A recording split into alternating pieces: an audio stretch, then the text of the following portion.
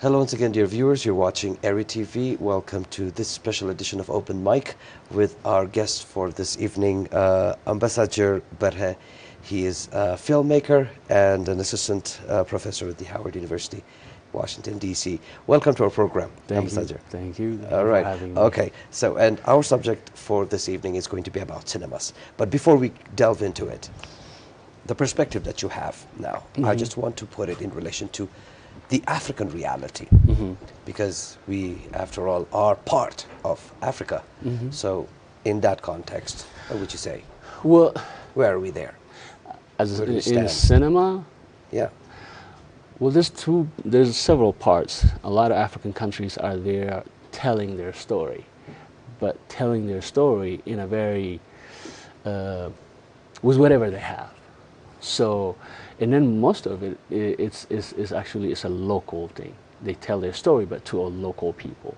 So it doesn't travel outside the countries, regardless of whatever country. There's few countries that are coming up, like Nigeria has now a little bit coming out, but still the production method is a very consumption, very local oriented. And so, and then it's also, it's different from region to region and country to country. But the biggest challenge is movies that are produced here in Africa, they're not traveling out.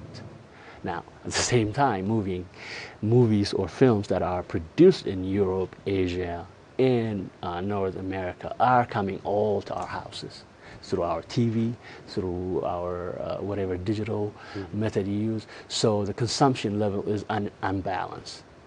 We get a lot of their stuff, they get none of our stuff. We got our stuff, but here's local. So here's the imbalance, which I don't like. The imbalance is like, okay, if I'm gonna consume your story, like my story also has to come out, and then you consume it. There's the playing level is not, not equal level. One, it has to do with us not understanding the cinematic language. So we tell, because we come traditionally, a lot of African country, I can't generalize all, but at least in Eritrea, we come from oral tradition, which is we told our story orally. So we told it not visually in a way that is cinematic. Now, at the same time, orally actually is also visual, because in order to explain something, you have to picture it. You have to picture it and you have to structure it.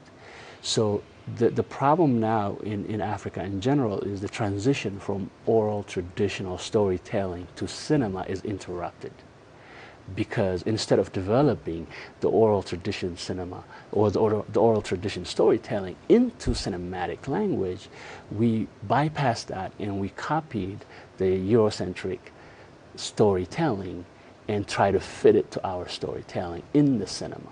Now, there's several problems with that. One is you can't fit our story into a very structured or a story way of telling that is developed for a different reason. And so because of that, there is a gap. And so that gap, to close that gap, is you have to go back, understand your oral tradition of storytelling, which is a very sophisticated way of storytelling, because those people who did that for centuries, they have a method. And that method, it came year after year after year, century after century, and it has its own way of doing it. We bypassed that, and then we went and then used something else to tell our story. And so what happened is the originality and then the way of storytelling, the way we're supposed to do it, didn't come correct. It came as a copy. So because of that, a lot of African films, or again, films that are produced for the local area, don't really go outside, and because it really doesn't have that uniqueness of a very specific way of communicating the story. Now, the challenge for now, even for me and for other, a lot of African filmmakers, which like Osman Zemben, Haile Gerima, or those are like the forefront.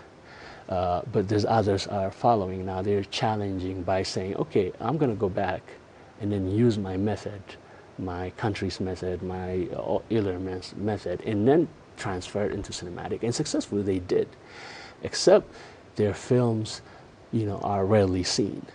they're marginalized, or they're not in the mainstream, but they're still at the forefront of challenging that and doing African cinema in the way it's supposed to be.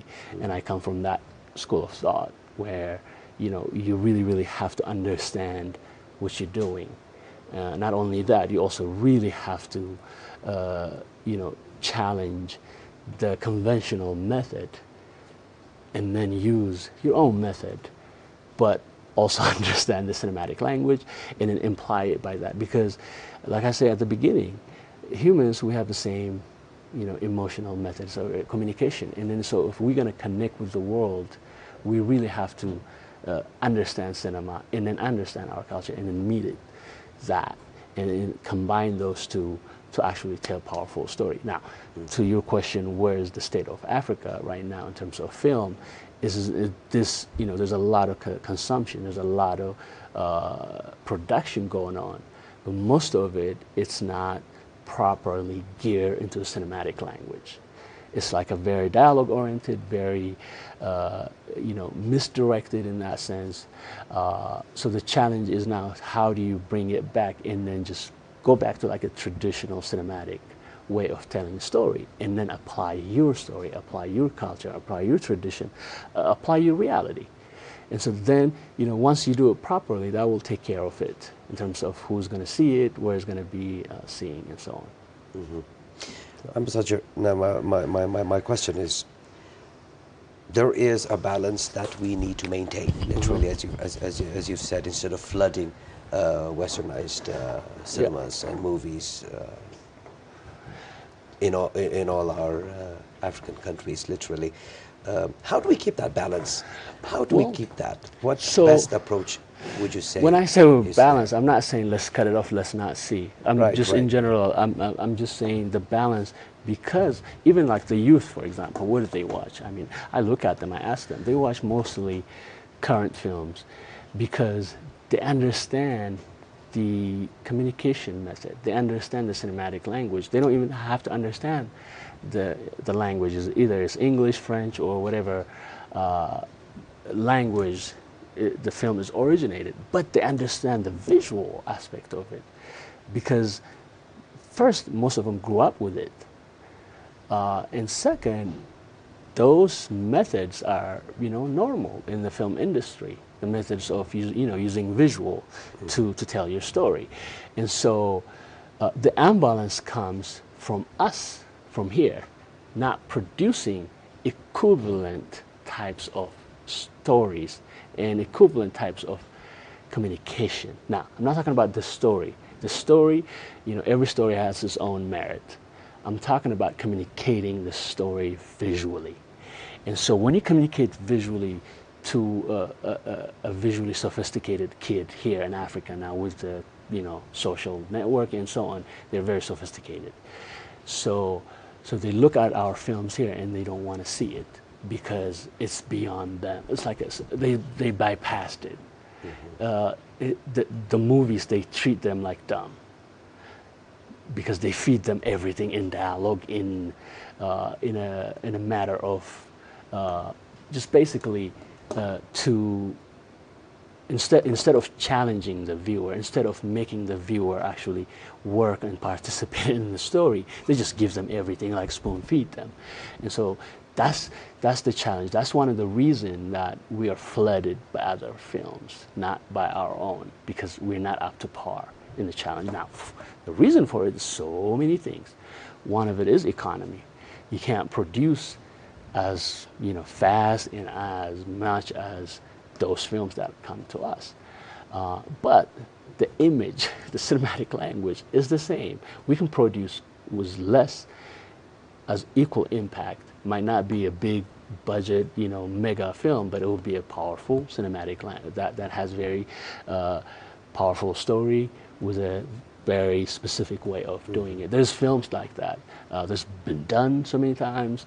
We all went through them, and it could be done. But it's what's lacking right now is the way we communicate with our audience. Mm-hmm. So that's the reason, the imbalance, I see one. But in terms of there's a distribution issue. There is an actual budget issue. And then the main one also, there's education issue. When I say education, film education issue. Most of filmmakers in Africa, they got their knowledge by just scrambling, by just doing it again and again and again. And just by, most of them are self-taught. And then self-taught could get you so much because this is not an individual field. This is a group field. So you have to have several people working with you in order to master something. And so in that, and then I think there's that gap. I used to think, well, you know, African films are like, this is when I was a student, filmmaker or student. I was like, oh, African films, you know, are not improving, da da da da da. But I never like understood that the key fact to it is the resource of education, the resource of knowledge, or like what's film, how film operates, how do we do it with money, how do we do it without money, how do we do it when we have little money, how do we do it with this much people, how we do it with this little people. All those necessary information were not available. So now I understand it. Now I see it.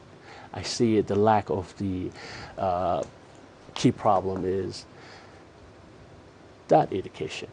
And so, and I think for me, even coming back here, sharing my education, sharing the thing that I gained throughout the years from, you know, different mentors and filmmakers and artists, is the understanding of we need to actually go back and study it. We need to really, really understand this thing in order for us to use it properly, and then use it in a way that actually helps effectively, us literally. Very effectively. Okay.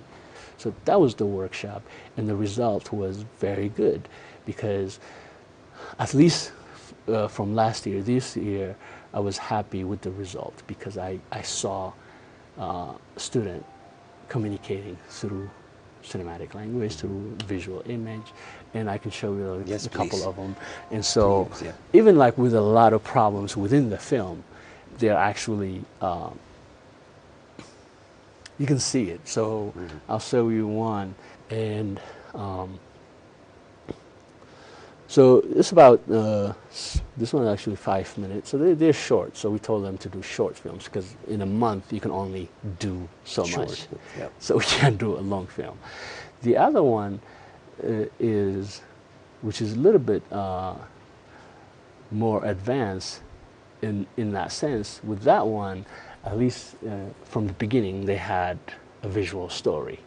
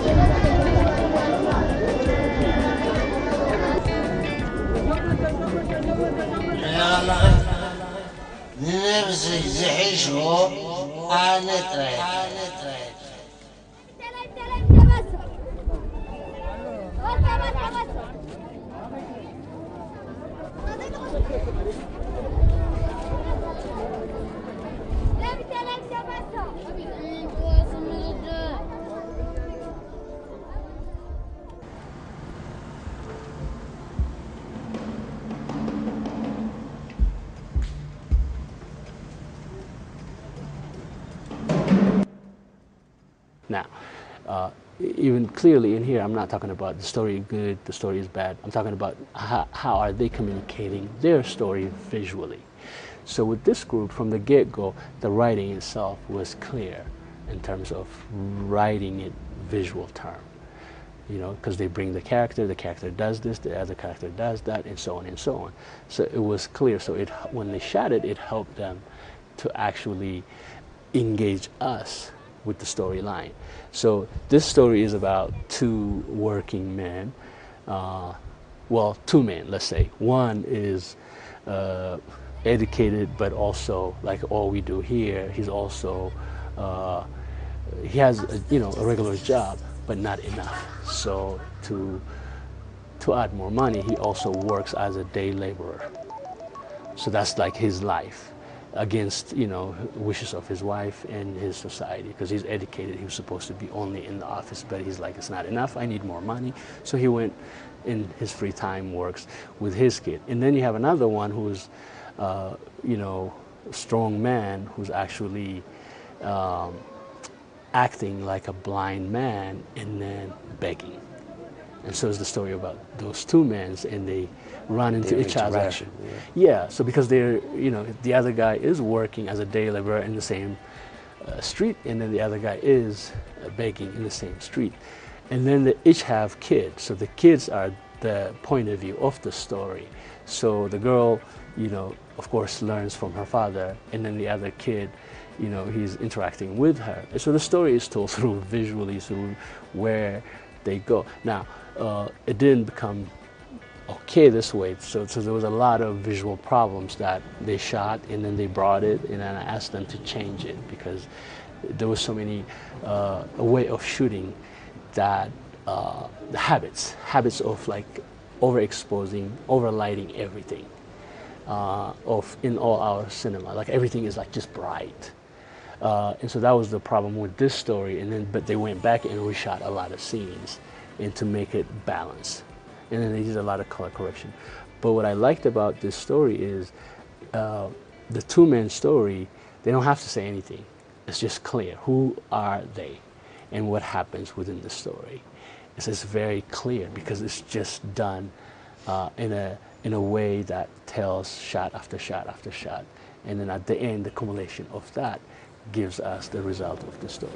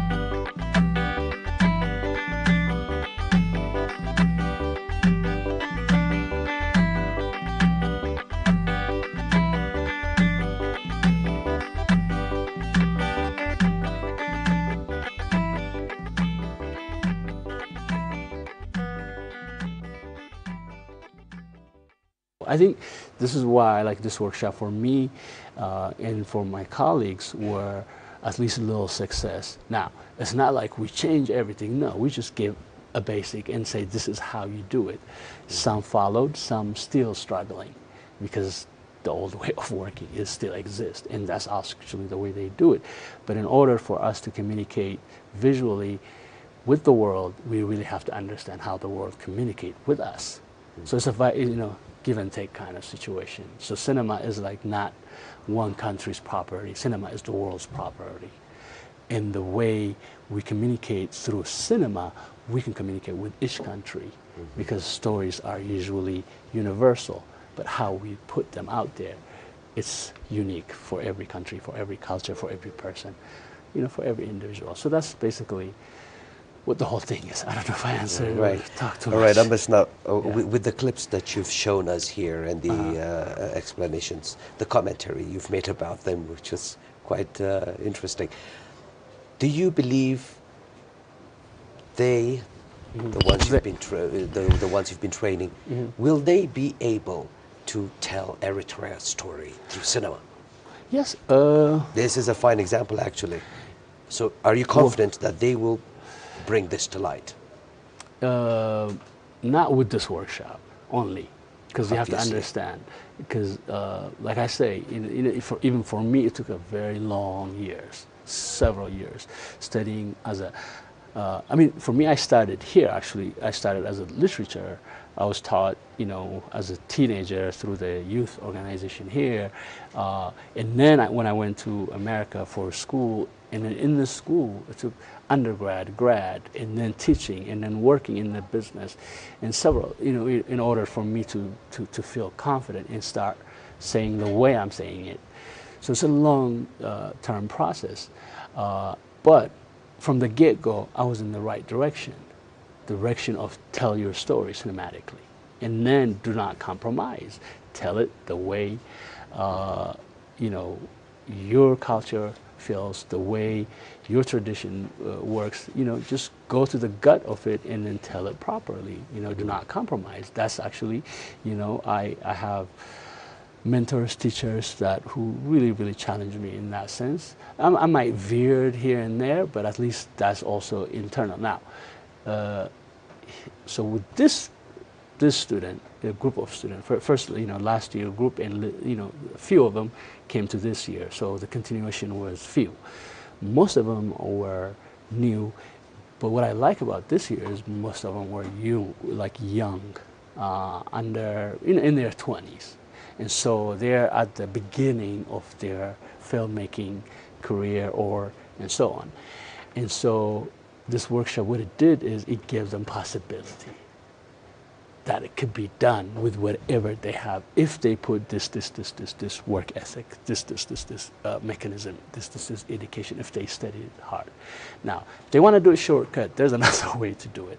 When I say shortcut, because there's other filmmakers who didn't even show up in our group who think they have it all, and I don't know them, and but in terms of general, they think they're right. Yeah, they might be right for the local, but in terms of I haven't seen that something going outside, and when it's like can you communicate your film into another festival dimension and then see they understand your story? Like those two shorts I showed you, you don't even need subtitle.